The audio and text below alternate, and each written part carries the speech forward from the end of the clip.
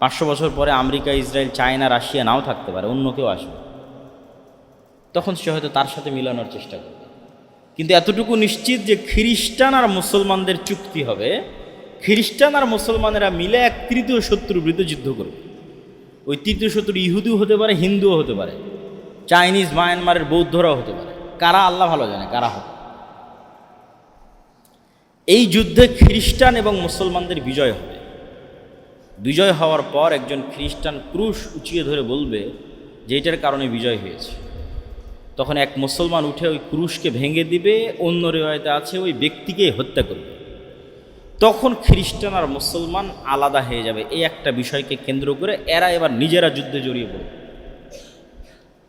এই যে খ্রিস্টান এবং মুসলমানদের এই যুদ্ধই হচ্ছে পৃথিবীর সবচেয়ে ভয়ঙ্কর এবং ভয়াবহ যুদ্ধ। এই যুদ্ধটাই হচ্ছে মালহামা আল কুবরা, এই যুদ্ধটাই হচ্ছে বাইবেলে বলা আর্মাগেড্ডন, পৃথিবীর ইতিহাসের সবচেয়ে ভয়ঙ্কর রক্তক্ষয়ী যুদ্ধ। এটা এখন হবে।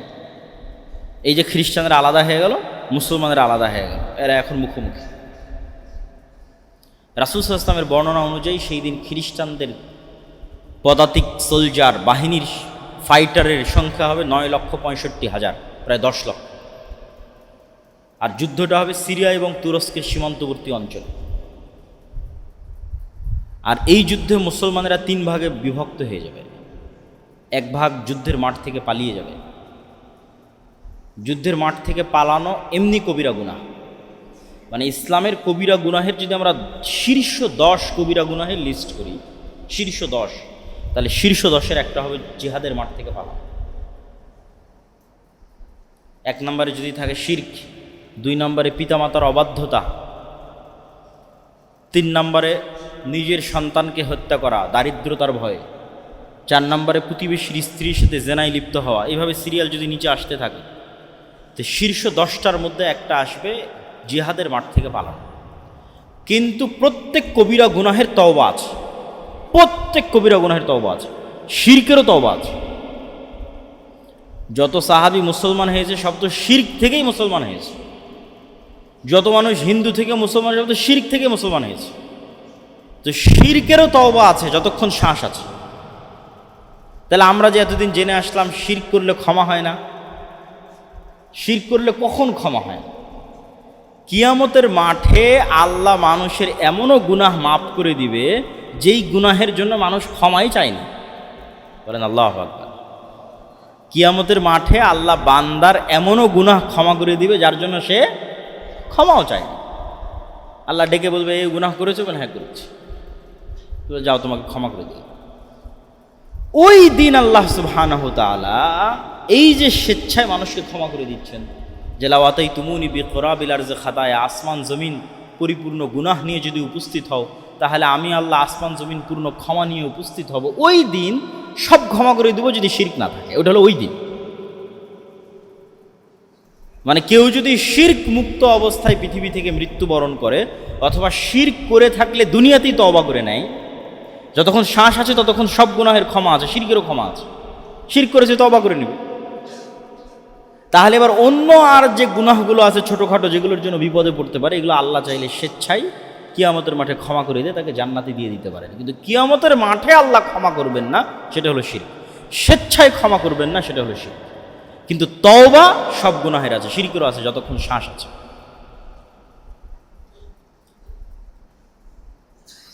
তো আমরা আলোচনা করছিলাম যে কিয়ামতের পূর্ব মুহূর্তে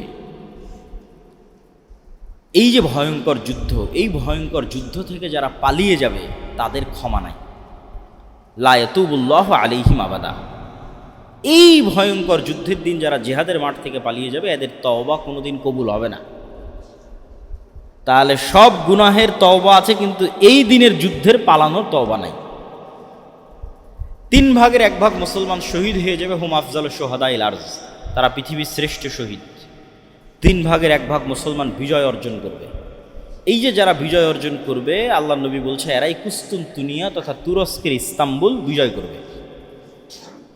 আর এক হাদিস রাসূল সাল্লাল্লাহু আলাইহি ওয়াসাল্লাম বলতেছেন, ইসহাক আলাইহিস সালাতু ওয়াস সালামের বংশের 70,000 মানুষ যতদিন এমন এক শহর বিজয় না করতেছে যেই শহরের এক পাশে সমুদ্র আর এক পাশে সমতল, যেই শহরকে তারা তরবারি, তীর, ধনুক, অস্ত্র, গুলি দিয়ে বিজয় করবে না, শুধু মুখের আওয়াজ লা ইলাহা ইল্লাল্লাহ আল্লাহু আকবার দিয়ে বিজয় করবে, ততদিন কিয়ামত হবে না।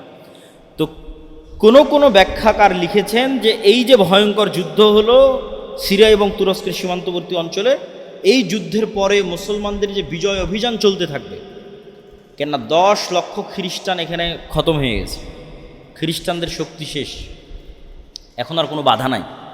এই যে মুসলমানদের বিজয় অভিযান চলবে, বিজয় অভিযানে প্রথম বিজয় হবে কুস্তুনতুনিয়া, তুরস্কের ইস্তাম্বুল। তো ওই হাদিস দ্বারা এটা উদ্দেশ্য হতে পারে, অথবা এই বিজয় অভিযান চলতে চলতে চলতে চলতে একদম ইউরোপের কলজার মধ্যে ঢুকে গিয়ে ইউরোপের বিশাল শহর ইতালির রাজধানী রোম পর্যন্ত পৌঁছে যাবে, এবং যখন রোমে পৌঁছে যাবে তখন আর অস্ত্র ব্যবহার করা লাগবে না, তখন তাকবীর দিয়ে রোম বিজয় হবে, ওটাও হতে পারে। তো এই কুস্তুনতুনিয়া বিজয় অথবা ইতালির রাজধানী রোম বিজয়, এই দুইটার কোনো একটা বিজয়ের পরে শয়তান মিথ্যা চিৎকার করে বলবে দাজ্জাল তোমাদের বাড়িতে ঘরে ঢুকে গেছে। তবে এখানে তার আগে আরেকটা তথ্য শুনে নিই, এই যুদ্ধে কেমন মানুষ মারা গেছে। এই যুদ্ধে এত মানুষ মারা গেছে যে পাখি 1 মাস আকাশে উড়লে লাশের সারি শেষ হবে না। এত মানুষ মারা গেছে যে গনিমতের মাল ও মালের ওয়ারিস কেউ থাকবে না, যে আমি যদি গনিমতের মাল পাবো তো আমার বংশে কেউ বেঁচে নাই, তো কে ওয়ারিস হবে? মানুষ যে মারা গেছে তার যে সয় সম্পত্তি রেখে গেছে, কে ওয়ারিস হবে? তার পুরো বংশে যদি 100 জন থাকে তো মাত্র একজন বেঁচে থাকে। এই ভয়ঙ্কর ভয়াবহ যুদ্ধ হচ্ছে সেই যুদ্ধ। এই যুদ্ধের আরেকটা তথ্য রাসূল সাল্লাল্লাহু আলাইহি ওয়াসাল্লাম বলেছেন যে এই যুদ্ধে ইয়াখরুজু খিয়ারু আহলিল আরজ মিনাল মাদিনা, এই যুদ্ধে তৎকালীন বিশ্বের সবচেয়ে আল্লাহওয়ালা তাকওয়াবান পরহেজগার মানুষেরা মদিনা থেকে বের হয়ে আসবে সিরিয়ার এই যুদ্ধে অংশগ্রহণ করার জন্য। যাদেরকে রোমান খ্রিস্টানরা বলবে তোমাদের সাথে তো আমাদের কোনো সমস্যা নেই, তোমরা কেন এই যুদ্ধে অংশ নিচ্ছ, তারা বলবে আমরা আমাদের সিরিয়ার ভাইদের একাই ছেড়ে দিতে পারি না, এই জন্য আমরাও এই যুদ্ধে অংশ নিব। তথা মদিনা এবং সিরিয়ার মানুষেরা হবে এই বিশাল মুজাহিদ বাহিনীর একটা বড় অংশ, সিরিয়ার মানুষ এবং মদিনার মানুষ। তো এই যে এই যুদ্ধের পরে খ্রিস্টানদের যে পরাজয় হয়ে গেল, এদের তো আর কিছু বাকি নাই, এখন বিজয়ের পর বিজয়, বিজয় চলতে চলতে ইতালির রাজধানী রোম পর্যন্ত পৌঁছতে পারে মর্মে কিছু হাদিসের ব্যাখ্যা এবং কিছু জয়ীফ হাদিস দ্বারাও প্রমাণিত হয়, আল্লাহ ভালো জানে। অথবা তুরস্কের ইস্তাম্বুল পর্যন্তই শেষ, তুরস্কের ইস্তাম্বুল হোক অথবা ইতালির রাজধানী রোম হোক, শয়তান যখন আকাশ থেকে চিৎকার করে বলবে তোমাদের বাড়িতে দাজ্জাল প্রবেশ করেছে, তখন এই মুমিন মুজাহিদেরা হতভম্ব হয়ে যাবে, কেন এটা পৃথিবীর সবচেয়ে বড় ফিতনা দাজ্জালের আগমন। তখন তারা দাজ্জাল সত্যি এসেছে কি না এই ভয়ঙ্কর শকিং নিউজে যুদ্ধ বাদ দিয়ে, বিজয় অভিযান বাদ দিয়ে আবার ফিরে আসবে সিরিয়াতে। তো এখনও দাজ্জাল বের হয়নি, কিন্তু সিরিয়ার রাজধানী দামেশকে ফিরে আসতে আসতে দাজ্জাল সত্যি বের হয়ে যাবে, দাজ্জাল সত্যি সত্যি প্রকাশ পাবে। এবং দাজ্জাল প্রকাশ পাওয়ার পর তার যে ফিতনা হবে, সে ফিতনা খুব ভয়াবহ। রাসূল সাল্লাল্লাহু আলাইহি ওয়াসাল্লাম বললেন তার গতি হবে কাগাইসিন ইস্তাদবারাতহুর রিহ, আকাশের ঝড় বৃষ্টি হলে মেঘমালার গতি যেমন থাকে তেমন। তার পৃথিবীতে বসবাস হবে 40 দিন, একদিন 1 বছর, দ্বিতীয় দিন 1 মাস, তৃতীয় দিন 1 সপ্তাহ। এবং সে যেই অঞ্চল দিয়ে যাবে, যে অঞ্চলের মানুষ ঈমান আনবে, তাদের ধন সম্পদ মৌমাছি যেভাবে মধুর চাকের পিছনে ছোটে, ধন সম্পদ টাকা পয়সা ওই এলাকার মানুষের পিছনে ওইভাবে ছুটবে, আরাম আয়েশ। আর যারা ঈমান আনবে না তাদের কোনো খাবারই থাকবে না, যেহেতু জমিনও ফসল উৎপাদন করবে না, সেহেতু পাতাও থাকবে না। তো কি খাবে? এরকম কাঠ, তীর, ধনুক, কাঠ, এগুলো চাবিয়ে চাবিয়ে এগুলোর মধ্যে থেকে যদি কোনো রস বের হয় সেটা তখন মানুষ খাবে। এটা হচ্ছে আমার হাদিস। কেন? যেহেতু জমিন একটা ঘাসও উৎপাদন করবে না, তাহলে তো ঘাসও পাবে না, পাতাও পাবে না। তাহলে কীভাবে? আগে থেকে বাড়িতে থাকা যে কাঠ খড় যেগুলো ছিল সেগুলো চাপাবে। এরকম ভয়ঙ্কর দুর্ভিক্ষের মধ্যে পড়ে যাবে মুসলমানরা, যারা ঈমান না আনবে না দাজ্জালের উপর তারা। এবং দাজ্জালের এই অলৌকিক ক্ষমতা যে মৃতকেও জীবিত করতে পারে, জান্নাত থাকবে, জাহান্নাম থাকবে, সব থাকবে। এই অলৌকিক ক্ষমতাকে মোকাবেলা করার জন্য আর এক অলৌকিক ক্ষমতাধর ঈসা আলাইহিস সালাতু ওয়াস সালাম আসবেন, যার অলৌকিক ক্ষমতা এত ভয়ঙ্কর, এরকম নিঃশ্বাস তার যতদূর পর্যন্ত যাবে এতদূর যে কাফের থাকবে সে নিঃশ্বাসে মারা যাবে। এইরকম অলৌকিক ক্ষমতা সম্পন্ন, নিঃশ্বাসে কাফের মারা যাবে এবং দেখলে দাজ্জাল মারা যাবে। অস্ত্র প্রয়োগ করা লাগবে না, দাজ্জাল চোখ দিয়ে দেখবে ঈসা আলাইহিস সালাতু ওয়াস সালামকে, দৃষ্টিতে সে মারা যাবে। কিন্তু তাকে মরতে দেওয়া হবে না, ঈসা আলাইহিস সালাতু ওয়াস সালাম তাকে নিজে হাতে হত্যা করবে। বাবিলুদ, যা ইসরায়েলের রাজধানী তেল আবিব থেকে অতি নিকটে, এবং দাজ্জালের এই ফিতনার সাথে আরেকটি জিনিস খুব গুরুত্বপূর্ণভাবে জড়িত, সেটি হচ্ছে দাজ্জাল কোথায় আছে, দাজ্জালের ফিতনা থেকে আমরা বাঁচব কীভাবে। তো দাজ্জাল কোথায় আছে মর্মে তামিম আদ-দারির একটি হাদিস খুব প্রসিদ্ধ, যে এক সমুদ্র সফরে তামিম আদ-দারি বের হলো 30 জন মানুষ নিয়ে, ঝড় বৃষ্টিতে নৌকার কোনো দিক থাকলো না, সমুদ্রের ঢেউ তাদের নিয়ে খেললো 1 মাস। 1 মাস পর যখন ঝড় বৃষ্টি থামলো, এক দ্বীপে গিয়ে ভিড়ল। সেই দ্বীপে দেখে এক জীব জন্তু জানোয়ার প্রাণী, যার আগা মাথা সব লোম দিয়ে ঢাকা, প্রাণী কথা বলতেছে। তা যেহেতু আমরা কোনোদিন গরু ছাগল মহিষ ভেড়া মুরগি এদের কথা বলতে দেখিনি, তাহলে জীবজন্তু জানোয়ার কথা বললে তো আমরা ভয় পেয়ে যাব। তো তাদেরও তাই হলো, তারা মনে করলো তো জিন, মানুষ কথা বলতে পারে, প্রাণী কিভাবে কথা বলে, পশু কিভাবে কথা বলে, জানোয়ার কিভাবে কথা বলে, জীব জন্তু কিভাবে কথা বলে। তো ওকে জিন শয়তান মনে করে মানুষের খোঁজে সে বলল যে এইদিকে এক মানুষ আছে, যাও দেখা করো।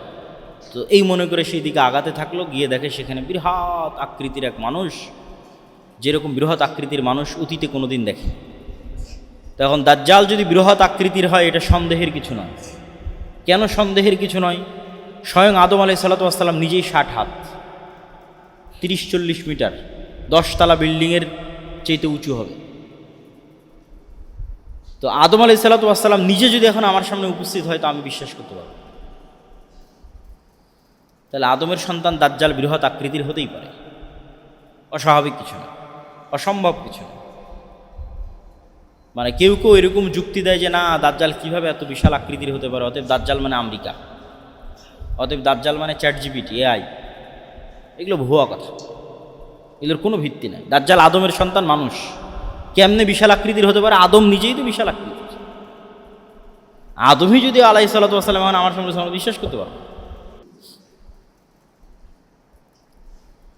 তো দাজ্জালের সাথে তামিম আদ-দারির যে সাক্ষাৎ, সেই সাক্ষাতে দাজ্জাল 4টা প্রশ্ন করেছে। বুহাইরা তাবারিয়া, নাখলে বাইসান, আইনে জোগার, নবী আল উম্মি। বুহাইরা তাবারিয়া, lake of Tiberias, sea of Galilee, এটা ইসরায়েলের সীমানার মধ্যে। এখন বাইবেলের বর্ণনা অনুযায়ী ঈসা আলাইহিস সালাম সব মুজিজা এখানে দেখাতেন, এই জন্য ইউরোপ আমেরিকার সব খ্রিস্টান এই সমুদ্র বা এই লেক, এই হ্রদ, এই খাল, এই বিল দেখতে আসে। আর নাখলে বাইসান, এটা হচ্ছে ইসরায়েলের একটা শহর, বাইত শিয়ান, যেখানকার খেজুরের বাগানের কথা বলা আছে। আর আইনে জোগার, এটা হচ্ছে ডেড সি, জর্ডানের সীমানার কাছে ডেড সির অতি নিকটে একটা জায়গা, স্প্রিং অফ জোয়ার, যেটাও বাইবেলের বর্ণনা অনুযায়ী লূত আলাইহিস সালামকে যেখানে আশ্রয় দেওয়া হয়েছিল সেটা। ফলত এটাও খ্রিস্টানদের কাছে খুব পবিত্র, খ্রিস্টানরা এটাও দেখতে আসে। তো এই 3টা প্রশ্ন করেই দাজ্জাল কি বলছে, এই 3টার সাথে পানির কানেকশান আছে। পানির সাথে দাজ্জালের কি রহস্য আল্লাহ ভালো জানে। সি অফ গ্যালিলি, সেটাও পানি। নাখলে বাইসানে মানুষ পানি দিয়ে খেজুর চাষ করে কিনা, ওখানেও পানি। আর আইনে জোগারে পানি আছে কিনা, এটাও পানি। আর 3টাতেই দাজ্জাল বললো যে এগুলো সব বাদ হয়ে যাবে, থাকবে না। ওই সি অফ গ্যালিলিতেও পানি থাকবে না, এটাতেও পানি থাকবে না, ওই নাখলে বাইসান ওখানেও খেজুর চাষ হবে না। এখন কেউ কেউ মনে করে যে দাজ্জাল আসার আগেই মনে হয় এগুলোর পানি কমে যাবে, কিন্তু আর এক হাদিসে দেখা যাচ্ছে, ইয়াজুজ মাজুজের হাদিসে, যে ইয়াজুজ মাজুজ পৃথিবীতে এসে সবার আগে এই sea of Galilee, lake of Tiberias, এটার পানি খাবে। তো পানি যদি দাজ্জাল আসার আগেই শেষ হয়, তাহলে ইয়াজুজ মাজুজ পানি কই পাবে? তাহলে দাজ্জাল যে বললো পানি শেষ হয়ে যাবে, তো ইয়াজুজ মাজুজ খাওয়ার মাধ্যমে শেষ হয়ে যেতে পারে। এটা নিশ্চিত করে বলা যাবে না যে দাজ্জাল আসার আগেই শেষ হবে, এটা বলা যাবে। শেষ হবে একদিন না একদিন, ওই যে ইয়াজুজ মাজুজ আসার জন্য পানি খাবে, তখন শেষ হয়ে যাবে, আল্লাহ ভালো জানে।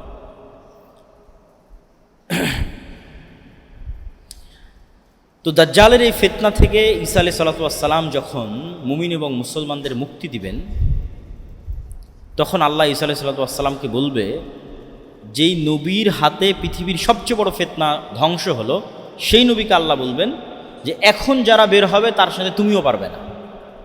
দাজ্জালের সাথে তো মুমিন মুজাহিদেরা পারেনি, তুমি ঈসা তোমাকে পাঠালাম, তুমি পেরেছো। এখন যারা বের হবে তাদের সাথে তুমিও পারবে না। অতএব মুমিন মুজাহিদের নিয়ে তুর পাহাড়ে আশ্রয় নাও, এখন বের হবে ইয়াজুজ মাজুজ, এদের সাথে আমার কোনো বান্দা এদের মোকাবেলা করতে পারবে। এদের সংখ্যা এত বেশি যে রাসূল সাল্লাল্লাহু আলাইহি ওয়াসাল্লাম বলছেন, আদমের সন্তানের প্রত্যেক 1000-999 জন জাহান্নামে যাবে। প্রত্যেক 1000-999 জন জাহান্নামে যাবে, আদমের সন্তান প্রত্যেক 1000। তো সাহাবীরা হতাশ যে প্রত্যেক 1000-এ যদি 999 জন জাহান্নামে যায়, তাহলে আমাদের জান্নাতে যাওয়ার কোনো সম্ভাবনা নাই, আমরাও তাহলে জাহান্নামে।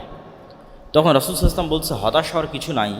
প্রত্যেক 1000-এ যে 999 জন জাহান্নামে যাবে, এই 999 জনের বেশিরভাগই ইয়াজুজ মাজুজ। ধরেন আল্লাহ নবী তো নির্ধারিত করে বলেন, আমরা যদি অনুমান করি, কথার কথা বলতেছি, যে প্রত্যেক 1000-এর 900 জন হচ্ছে ইয়াজুজ মাজুজ, আর বাকি 100 জন হচ্ছে স্বাভাবিক মানুষ। বাকি 100 স্বাভাবিক মানুষের 99 জন যাবে জাহান্নামে, 1 জন যাবে জান্নাতে, কথার কথা বলতেছে। তাহলে ইয়াজুজ মাজুজের সংখ্যা কত হতে হবে? তাহলে ইয়াজুজ মাজুজের সংখ্যা নিদেন পক্ষে ন্যূনতম আদম আলাইহিস সালাতু ওয়াস সালাম থেকে নিয়ে কিয়ামত পর্যন্ত যা মানুষ হবে তার 900 গুণ হতে হবে, তার কয়েক শত গুণ হতে হবে। এখন তো 600 কোটি, এই 600 কোটির কয়েকশো গুণ বলিনি, আদম থেকে নিয়ে কিয়ামত পর্যন্ত যা মানুষ এসেছে তার কয়েকশো গুণ হতে হবে ইয়াজুজ মাজুজ। তাহলে এবার হিসাবে মিলবে যে আদম সন্তানের প্রত্যেক 1000-এ 900 জন জাহান্নামে যাবে, তার অধিকাংশ হচ্ছে ইয়াজুজ মাজুজ। তো ইয়াজুজ মাজুজ আদমের সন্তান। ইয়াজুজ মাজুজ যখন বের হবে, ঈসা আলাইহিস সালাতু ওয়াস সালাম মুমিন মুসলমানদের নিয়ে তুর পাহাড়ে আশ্রয় নেবেন। তো তুর পাহাড়ে যখন আশ্রয় নেবেন, তখন আবার সেম দাজ্জালের মতো বিপদ, খাবার নাই, চাষাবাদ নাই, ফল ফলাদি নাই। ওই বিপদে পড়ে আবার তারা কান্নাকাটি করবে আল্লাহর কাছে, আল্লাহ বিপদ থেকে উদ্ধার করে। ঈসা আলাইহিস সালামও কান্নাকাটি করবে। তখন আল্লাহ বিশেষ এক রোগে আক্রান্ত করে ইয়াজুজ মাজুজকে ধ্বংস করবেন। ধ্বংসের বর্ণনা হাদিসে এভাবে আছে, কামাউতি নাফাসিন ওয়াহিদ। একটা মানুষ মারা গেলে যেমন হয়, লক্ষ লক্ষ কোটি কোটি ইয়াজুজ মাজুজ এরকম একবারে একসাথে at a second, at a moment মারা যাবে। কেউ আগে কেউ পরে হবে না, একসাথে সব 1 সেকেন্ডে শেষ। তারপরে ঈসা আলাইহিস সালাতু ওয়াস সালাম তুর পাহাড় থেকে নেমে আসতে চাইবেন, দেখবেন চারিদিকে শুধু লাশ আর দুর্গন্ধ। তখন তিনি আবার আল্লাহর কাছে দোয়া করবেন যে আল্লাহ, এই পৃথিবীতে তো বসবাসের উপযোগী 1 ইঞ্চি জায়গাও নাই, খাবো কি, চলবো কি? তখন আল্লাহ বিশেষ এক প্রকার পাখি পাঠাবেন, যেই পাখি এই লাশগুলোকে তুলে নিয়ে গিয়ে এমন জায়গায় ফেলে দেবে যেখানে মানুষ বসবাস করে, আল্লাহর আদেশ। উত্তর মেরু, দক্ষিণ মেরু, সাইবেরিয়া, বরফ আচ্ছাদিত, যেখানে আল্লাহ চাই। তারপরে ঈসা আলাইহিস সালাতু ওয়াস সালাম নেমে আসবেন, আকাশ বৃষ্টি বর্ষণ করবে, জমিন ধুয়ে মুছে সাফ হয়ে যাবে, এবং 7 বছর ন্যায়ের শাসন চলবে। এই ন্যায়ের শাসনের পর এক মৃদু বাতাসে ঈসা আলাইহিস সালাম সহ মুমিন মুসলমান সবাই মারা যাবে, শুধু ফাসেক ফাজের থাকবে। এই ফাসেক ফাজেরদের মধ্যেই যত হাদিস আপনারা শুনেছেন যে আল্লাহর নাম নেওয়ার কেউ থাকবে না, কোরআন পড়ার কেউ থাকবে না, লা ইলাহা ইল্লাল্লাহ বলার কেউ থাকবে না, কুকুর শ্রীগালের মতো খোলা মাঠে জেনায় লিপ্ত হবে, এগুলো এখন, তার আগে নয়। ঈসা আলাইহিস সালামের আগে এগুলো নয়।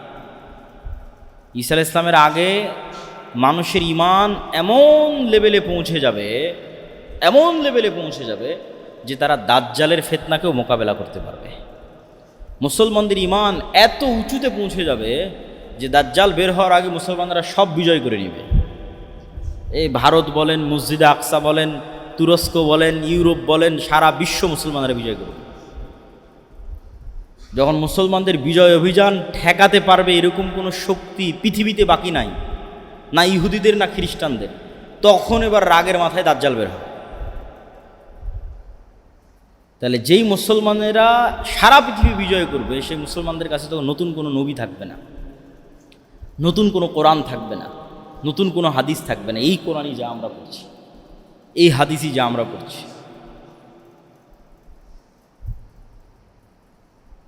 তো ফলত ঈসা আলাইহিস সালামের পূর্বে এগুলো হবে না, যে কোরআন নাই, কাবা ঘরে হজ নাই, লা ইলাহা ইল্লাল্লাহ নাম নেওয়ার কেউ নাই, না। ঈসা আলাইহিস সালামের আগে তো মুসলমানরা বিশ্ব বিজয় করবে, দাজ্জালের আগে, দাজ্জালের পূর্বেই।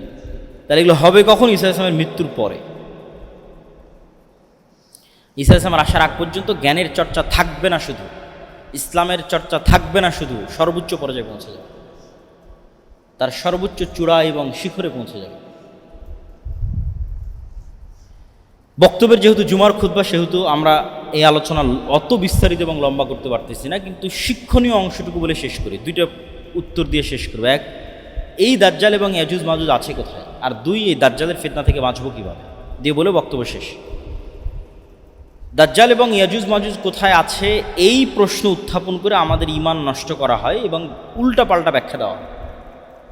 বলে ইয়াজুজ মাজুজ হচ্ছে এই চাইনিজেরা ইয়াজুজ মাজুজ, কেউ বলে রাশিয়ানরা ইয়াজুজ মাজুজ, কেউ বলে আমেরিকা ইসরায়েল এরা ইয়াজুজ মাজুজ, কেউ বলেছিল হালাকুখা চেঙ্গিস খারে ইয়াজুজ মাজুজ। না, এগুলো উল্টাপাল্টা ব্যাখ্যা করা যাবে না। কেন মানুষের মনে হয় যে সারা পৃথিবী তো আমাদের কন্ট্রোলে, তো কোথায় ইয়াজুজ মাজুজ আর কোথায় দাজ্জাল?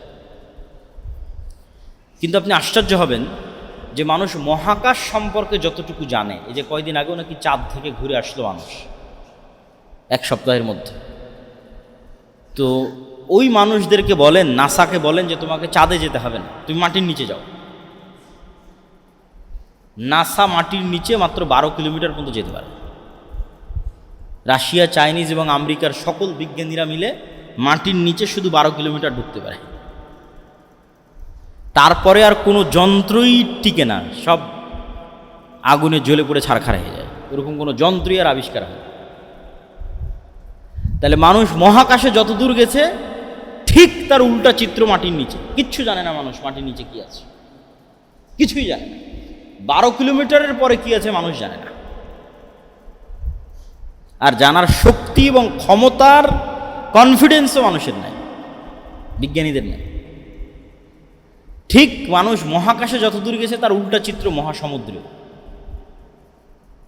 মহাসমুদ্রের এমনও জায়গা আছে, এমনও গভীর খাদ আছে যেগুলোতে পৃথিবীর কোনো যন্ত্র কাজ করে না, কোনো নেভিগেশন, কোনো ইন্টারনেট নেটওয়ার্ক। এই জন্য ওগুলো দিয়ে কোনো জাহাজও যায় না, ওগুলোর উপর দিয়েও কোনো উড়োজাহাজ যায় না। তাহলে মানুষ মহাকাশের রহস্য ভেদ করে নিয়েছে, খুব ভালো কথা, কিন্তু মাটির নিচের রহস্য মানুষ ভেদ করতে পারে, মহাসমুদ্রের রহস্য মানুষ ভেদ করতে পারে। তাহলে মানুষের সবচেয়ে দুর্বল জায়গা তো মাটির নিচে, মানুষের সবচেয়ে দুর্বল জায়গা তো সমুদ্রে। এটা সম্পর্কে মানুষ কিছুই জানে না, জানার ক্ষমতাই নাই, জানবে কীভাবে, সম্ভবই না। তাহলে সব আমার কন্ট্রোলে, এটা ভুল কথা। অতএব আল্লাহ সুবহানাহু ওয়া তাআলা আলা কুল্লি শাইইন কাদির। আমাদের এখানে এই মসজিদে এখন ফেরেশতারাও আছে, তো আমরা দেখতে পাচ্ছি। আল্লাহ চাইলে এভাবেও আড়ালে রাখতে পারে দাজ্জাল ইয়াজুজ মাজুজকে, ফেরেশতা এবং জিনকে যেভাবে আড়ালে রেখেছে। আর এর হাজারো প্রমাণ সৃষ্টিজীবে আছে। কুকুর, আমার এই দাড়ি কালো, এটা কুকুর দেখতে পায় না, তাহলে ও আমাকে চিনে কীভাবে? আমার গন্ধে। এই মসজিদের মধ্যে যেটা পাখি ঢুকে, তাহলে ওই ফাঁকগুলো বের করতে পারবে না, দেওয়ালের সাথে কাঁচের সাথে বাড়ি খাবে। সাপ আপনাকে ভিন্নভাবে দেখে, আপনি যেভাবে সাপকে দেখতেছেন আর আপনি আর এক মানুষের সাপও হবে না। তো এরকম আমরা ফেরেশতা এবং জিনকে দেখতে পাচ্ছি না, ওরা আমাদের দেখতে পাচ্ছে। এটা একটা লেভেল, যেটাকে বিজ্ঞানীরা বলছে ডাইমেনশন। যাক, ওই ব্যাখ্যা বাদ। তো আল্লাহ সুবহানাহু ওয়া তাআলা সকল কিছুর উপর ক্ষমতা পান। ফেরেশতা এবং জিন যেভাবে আছে সেভাবেও রাখতে পারেন, যেখানে আল্লাহ সুবহানাহু ওয়া তাআলা ভালো মনে করছেন সেখানে রাখতে পারেন, এবং সবশেষ আরেকটা হতে পারে আল্লাহ অন্য পৃথিবীতেও রাখতে পারেন। কেন আল্লাহ সুবহানাহু ওয়া তাআলা 7 আসমান এবং 7 জমিনের কথা কোরআনে বলেছেন, এবং 7 আসমান বানাতে আল্লাহর যা সময় লেগেছে 7 জমিন বানাতে আল্লাহর সেম সময় লেগেছে। তাহলে 7 আসমান যত বড়, 7 জমিনও তত বড়। এই জন্য অন্য জমিনেও আল্লাহ সুবহানাহু ওয়া তাআলা যদি রাখেন ইয়াজুজ মাজুজকে এবং দাজ্জালকে, এটা অসম্ভব, অস্বাভাবিক, ইম্পসিবল না। কিন্তু রেখেছেন অন্য জমিনে, এটাও নিশ্চিত করে বলা যাবে। কিন্তু নাই অন্য জমিনে, এটাও বলা যাবে। দাজ্জালের ফিতনা থেকে বাঁচবেন কিভাবে? দাজ্জালের ফিতনা থেকে বাঁচার ক্ষেত্রে বেশিরভাগ সময় সূরা কাহফের কথা বলা হয়েছে। সূরা কাহফে 4টা ব্যতিক্রম ঘটনা আছে। একটা ঘটনা তো আসহাবে কাহফ গর্তের মধ্যে হারিয়ে গেল। একটা ঘটনা জুলকারনাইন ইয়াজুজ মাজুজকে দেওয়াল দিয়ে ঘিরে দিল, এগুলো সূরা কাহফের ঘটনা। একটা ঘটনা মুসা আর খিজির আলাইহিস সালাতু ওয়াস সালামের ঘটনা, আর একটা ঘটনা দুই ভাইয়ের বাগান এক রাতের মধ্যে নিমিষে ধ্বংস হয়ে যাবে। এই চারটা গুরুত্বপূর্ণ ঘটনা সূরা কাহফে আছে। এই চারটা ঘটনার সারমর্ম শিক্ষা যা ওঠেই মানুষকে দাজ্জালের ফিতনা থেকে বাঁচাতে পারে। তো খিজির আলাইহিস সালাতু ওয়াস সালামের ক্ষেত্রেও অনেক গবেষক প্রশ্ন উত্থাপন করেছে। কেন নিশ্চিত জ্ঞান তো কারো কাছে নাই, এই জন্য নিশ্চিত দাবি করা যাবে না, কিন্তু প্রশ্ন অবশ্যই করা যায়। প্রশ্নটা কি, যে খিজির আলাইহিস সালাতু ওয়াস সালাম যদি পৃথিবীরই হতেন, তাহলে আল্লাহ মুসা আলাইহিস সালামকে বলে দিতেন অমুক গ্রামে অমুক শহরে অমুক দেশে যাও, খিজির আছে। এইভাবে আল্লাহ সুবহানাহু ওয়া তাআলা ঠিকানা না দিয়ে বললেন মৃত মাছ ভেজে ব্যাগে নিয়ে নাও, সমুদ্রের ধার দিয়ে হাঁটতে থাকো, যেখানে ওই মাছ জীবিত হয়ে সমুদ্রে চলে যাবে ওখানে পাবা। আবার যখন খিজির আলাইহিস সালাতু ওয়াস সালামকে পেলেন, খিজির আলাইহিস সালাম সালাম, কী ব্যাপার দুনিয়াতে সালাম কে দেয়? জান্নাতের সালাম। তুমি কোন মুসা? আমি নবী মুসা। তারপরে এমন সব অ্যাবনর্মাল ঘটনা ঘটতেছে যেগুলো পৃথিবীর ফিজিক্সে সম্ভব নয়। যেমন ওই মাছের জীবিত হয়ে সমুদ্রে যাওয়া ফিজিক্সে সম্ভব নয়, পৃথিবীর ল রেগুলেশনে।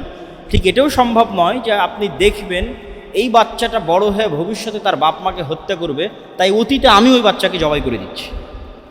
এটা খিজির আলাইহিস সালাতু ওয়াস সালাম মুসা আলাইহিস সালামের সামনে করেছে। তো খিজির আলাইহিস সালাতু ওয়াস সালাম এই পৃথিবীরই, এটা যেমন নিশ্চিত করে বলা যাবে না, ঠিক এটাও বলা যাবে না যে খিজির আলাইহিস সালাতু ওয়াস সালাম অন্য পৃথিবীর নন, এটাও বলা যাবে। তো সূরা কাহফের যে ঘটনাগুলো আছে, এই ঘটনাগুলোর সুরাহা পৃথিবী যখন ধ্বংস হবে, দাজ্জাল ইমাম মাহদী ইয়াজুজ মাজুজ যখন বের হবে তখন হয়ে যাবে। এই জন্য সূরা কাহফের কথা বারবার বলা আছে। সূরা কাহফে ইয়াজুজ মাজুজের কথা আছে, জুলকারনাইন ইয়াজুজ মাজুজকে বন্দী করে আসছে, ওগুলো মানুষ মিলাতে পারবে। এবং আল্লাহ সুবহানাহু ওয়া তাআলার সুন্নাত এমনই যে আল্লাহ সুবহানাহু ওয়া তাআলা যখন কোনো কিছু ঘটান মোজেজা ছাড়া সব কিছু কোনো না কোনো একটা কারণের মাধ্যমে হয়, সিস্টেমে হয়। ইউসুফ আলাইহিস সালাতু ওয়াস সালামকে জেল থেকে বের করবেন, তাই জিবরাইল এসে জেলখানার মধ্যে থেকে বের করে নিয়ে যায় দিল, এটা না। কোনো একটা ঘটনা ঘটতেছে, ঘটনার প্রেক্ষাপটে ইউসুফ আলাইহিস সালাম জেল থেকে বের হচ্ছে। ইউসুফ আলাইহিস সালাতু ওয়াস সালামকে কুয়া থেকে উঠাতে হবে, তাই ফেরেশতা কুয়া থেকে উঠিয়ে দিল, এটা না। কোনো একটা ঘটনার প্রেক্ষাপটে ইউসুফ আলাইহিস সালাম কুয়া থেকে উঠতেছে। সাধারণত আল্লাহর সুন্নাত এমনই, মুজিজা যেগুলো ঘটে সেগুলোর কথা বাদ দিল। তো সেক্ষেত্রে দাজ্জাল আসলে একদিন 1 বছর হবে, একদিন 1 মাস হবে, একদিন 1 সপ্তাহ হবে, এটা এমনিই হবে, এটা আল্লাহর সুন্নাতের সাথে যায় না। বরং কোনো ঘটনাক্রমে হবে, কোনো ঘটনার ধারাবাহিকতায় হবে, এটাই সুন্নাতের সাথে যায়। সেই ঘটনা এমন ভয়াবহ ঘটনা যে ওই ঘটনার চাপ সামাল দিতে সূর্য আর পৃথিবীর স্বাভাবিক হতে সময় লাগবে, একদিন লাগবে 1 বছর, একদিন লাগবে 1 মাস, একদিন লাগবে 1 সপ্তাহ, তারপরে এরা স্বাভাবিক হতে পারবে, যে আবার আগের 24 ঘন্টার যে দিন রাত সেটাতে ফিরে যেতে পারবে। ঘটনা এত ভয়াবহ ঘটেছে যে এই ঘটনার ভয়াবহতার পাল্টা প্রতিক্রিয়া সামাল দিতে এখন একদিন হবে 1 বছর, একদিন হবে 1 মাস, একদিন হবে 1 সপ্তাহ, তারপর আবার স্বাভাবিক অবস্থায় ফিরে গেছে। সেই ঘটনা কি সেটা আমরা জানি না, কিন্তু সেটা ভয়ঙ্কর ব্যতিক্রম কোনো ঘটনা। যদি ওইভাবে হয় তাহলে আল্লাহর সুন্নাতের সাথে মিলে। আল্লাহ সাধারণত এইভাবেই ঘটান। হ্যাঁ, আল্লাহ চাইলে সূর্য এবং পৃথিবীকে আদেশ দিয়েও একদিন 1 বছর করতে পারেন, একদিন 1 মাস করতে পারেন, একদিন 1 সপ্তাহ করতে পারেন, এটাও অসম্ভব নয়। কিন্তু সাধারণত আল্লাহ এমন করেন না। সাধারণত কোনো ঘটনার ধারাবাহিকতায়, পরিপ্রেক্ষিতেই, প্রেক্ষাপটে এগুলো ঘটতে থাকে। ফলত দাজ্জালের আগমনের সাথে সংশ্লিষ্ট যে বিষয়গুলো, এই বিষয়গুলো সূরা কাহফের যে ব্যতিক্রম ঘটনাগুলো আছে এগুলোর চাইতেও ব্যতিক্রম। মানে আপনি দাজ্জালের ঘটনার উপর বলবেন যে আমি ঈমান আনতে পারতেছি না, তাহলে এগুলো তো আল্লাহ অতীতে ঘটেছে বলতেছে। মানে ইয়াজুজ মাজুজকে অতীতে জুলকারনাইন দেখে এসেছে এবং এক জায়গায় বন্দি করে এসেছে, এটা অতীতে ঘটা ঘটনা। সময়ের আপেক্ষিকতা আপনি বিশ্বাস করতে চাচ্ছেন না? আসহাবে কাহফের সময়ের আপেক্ষিকতা তো অতীতে ঘটে গেছে, 309 বছর।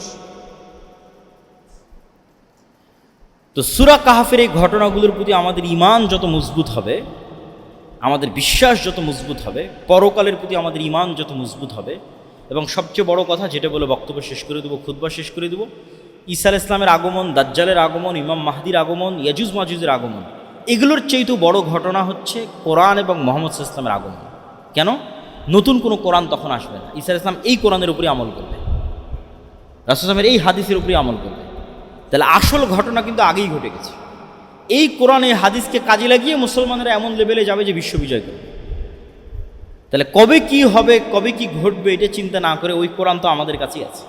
দাজ্জাল যেই নবীকে মানতে বলেছে, তামিম আদ-দারিকে, ওই নবীর হাদিস আমাদের সামনে আছে। তাহলে আমাদের কাজ ওই কোরআন এবং ওই হাদিসের উপর আমল করা। আর আমাদের প্রত্যেকের কিয়ামত আমাদের মৃত্যু। কিয়ামত মানে কি? পরকাল দেখা।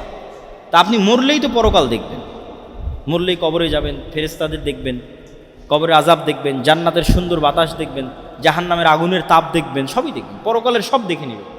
তার কি দেখতে বাকি থাকবে? কিয়ামত হতে তো আর বাকি থাকবে। তাহলে মৃত্যুই কিয়ামত। তাহলে আমাদের কাজ কি? যেহেতু সবচেয়ে বড় ঘটনা আগেই ঘটেছে, নতুন কোরআন আসবে না, নতুন নবী আসবে না, আর আমাদের মৃত্যুই আমাদের কিয়ামত, তাহলে আমাদের এই কোরআন এবং হাদিসের উপর আমল করতে হবে। আর দাজ্জালের ফিতনা থেকে সে বাঁচতে পারবে না যার 1 টাকা অবৈধ টাকার প্রতি লোভ আছে, ও দাজ্জালের ফিতনা থেকে বাঁচতে পারবে। ওই আসহাবুল উখদুদের মতো আগুনে ঝাঁপিয়ে পড়ার মতো ঈমান যাদের থাকবে, যারা ওই আগুনের মধ্যে জান্নাত দেখতে পাবে, এরা দাজ্জালের ফিতনা থেকে বেঁচে থাকতে পারবে। যারা মরার জন্য প্রস্তুত থাকবে কিন্তু ঈমান বিক্রি করতে প্রস্তুত থাকবে না, এরাই দাজ্জালের ফিতনা থেকে বেঁচে থাকবে। এবং আমাদের আল্লাহর পথে যাত্রা মূলত ঈমান মজবুত করার উদ্দেশ্যেই লেখা। এই বইটা প্রত্যেক স্কুল, কলেজ, মসজিদ, মাদ্রাসায় পাঠদান করানো উচিত এবং মাসিক আল ইতিসাম সহ অন্য সকল পত্রিকাগুলো সংগ্রহ করা উচিত। আমাদের সাথে মক্তব কার্যক্রম এবং জামিয়া সালাফের সাথে মুআদালা কার্যক্রম, এগুলোর সাথে সম্পৃক্ত হওয়া উচিত। আমরা আল্লাহ সুবহানাহু ওয়া তাআলার কাছে দোয়া করি, আল্লাহ সুবহানাহু ওয়া তাআলা এই জামিয়া সালাফে সহ আমাদের সকল প্রতিষ্ঠানগুলোকে কবুল করুক। আল্লাহুম্মা আমিন। আলহামদুলিল্লাহি ওয়াহদা ওয়াসসালাতু ওয়াসসালামু আলা মান লা নাবিয়্যা বা'দা। ইয়া আইয়ুহাল্লাযীনা আমানু সাল্লু আলাইহি ওয়া সাল্লিমু তাসলিমা। আল্লাহুম্মা সাল্লি আলা মুহাম্মাদ ওয়া আলা আলি মুহাম্মাদ কামা সাল্লাইতা আলা ইব্রাহিম ওয়া আলা আলি ইব্রাহিম ইন্নাকা হামিদুম মাজিদ। আল্লাহুম্মা বারিক আলা মুহাম্মাদ ওয়া আলা আলি মুহাম্মাদ কামা বারাকতা